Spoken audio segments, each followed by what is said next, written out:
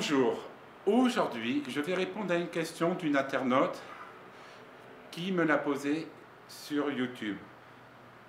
Est-ce que la vanille va prendre la saveur de la menthe qui l'entoure ou d'un oranger si elle est à côté d'un oranger? Non. La vanille va uniquement prendre la saveur de la terre. Il faut savoir qu'au Brésil, nous avons des terres acides.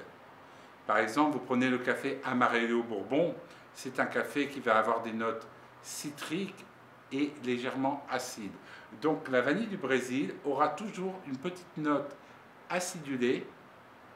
Ça, c'est propre au sol brésilien. Et si vous allez en Amazonie, j'ai déjà goûté une vanille d'Amazonie avant qu'ils arrêtent réellement la production. Celle-ci avait vraiment une note très acide. Continuons. Donc, la vanille va prendre uniquement la saveur réellement de la terre. C'est-à-dire, si la terre, on va dire, est, douce, vous allez avoir une vanille avec des abords très doux, tout simplement. C'est-à-dire, la vanille, c'est surtout le pied qui va jouer quand vous allez faire votre gousse de vanille. Si vous avez un pied planifolia, la vanille aura naturellement des notes de vanille chocolatée. Mais selon le sol où vous êtes, les premiers abords seront différents. Prenons la vanille de Papouasie-Nouvelle-Guinée. Celle-ci a des notes d'épices et de cuir dans un premier mouvement. Et ensuite une vanille intense chocolatée. La vanille Bourbon de Madagascar, par contre, c'est des notes très chocolatées qui arrivent rapidement et qui laissent place à une vanille intense. Si vous prenez la vanille de Tahiti, le pied tahitensis, c'est des notes d'anis et de pruneau.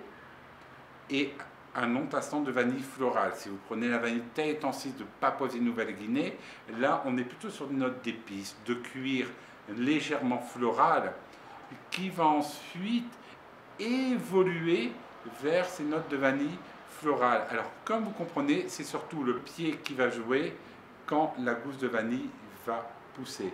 Donc, selon la variété de vanille, vous allez avoir une vanille plus ou moins cacaotée ou plus ou moins florale. Et le sol va donner des petites notes qui vont donner ces lettres de noblesse à la vanille. Chaque pays, chaque terroir, chaque cru est différent. Alors, venez découvrir les plus belles vanilles et les plus belles épices au comptoir de Toamasina et abonnez-vous à ma chaîne YouTube pour vivre mon aventure.